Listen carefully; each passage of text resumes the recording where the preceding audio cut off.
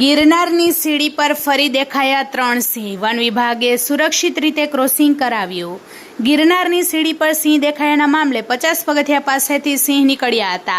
11 જુલાઈના રોજ 50 પગથિયા પાસે જ સિંહે બાળક પર હુમલો કર્યો હતો. હુમલો કરનાર સિંહ સકરબાગ ઝૂમાં કેદ છે. ગઈકાલે સિંહો દેખાયા છે તે અન્ય ગ્રુપના છે. અનિચ્છનીય ઘટના ના બને જેને લઈને વન વિભાગનો સ્ટાફ તૈનાત હતો. ગઈકાલે 3 સિંહોને સુરક્ષિત રીતે ક્રોસિંગ કરાવવામાં આવ્યું હતું. ગઈકાલે રાત્રે આશરે 3 વાગ્યે ગિરનાર નવી સીડીના આશરે 50મા પગથિયા નજીક 3 નર સિંહોની હાજરી હતી. ભવનાથ રાઉન્ડના વનકર્મીઓ તથા શાસનની ટ્રેકર ટીમ સિંહોની પાછળ રહી તેમની હિલચાલ પર સતત નજર રાખતી હતી.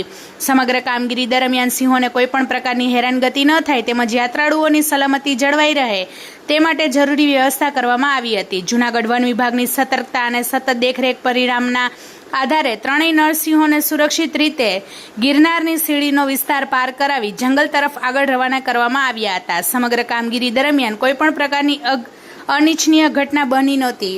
Bureau report, Junagadh. વધુ સમાચાર જોવા માટે અમારી યુટ્યુબ ચેનલને સબસ્ક્રાઇબ કરો અને અમારા ફેસબુક પેજ અને ઇન્સ્ટાગ્રામ પેજને ફોલો કરો.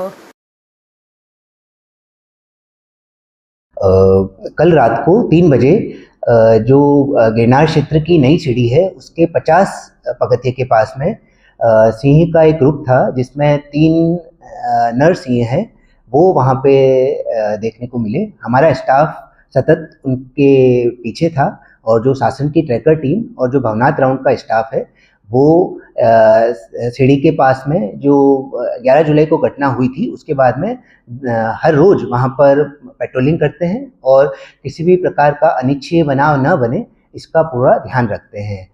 और मैं एक अपील भी जनता से करना चाहूँगा कि जो रात्रि का समय होता है वो वन्य प्राणियों के मूवमेंट का समय होता है.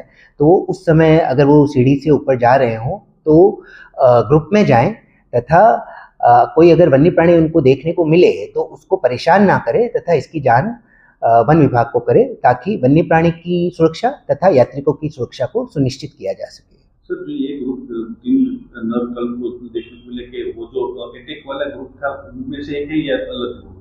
नहीं, जो जिन्होंने 11 जुलाई को अटैक किया था उन तीनों को तो उसी टाइम रेस्क्यू करके शक्करबाग प्राणी संग्रहालय भेज दिया गया था.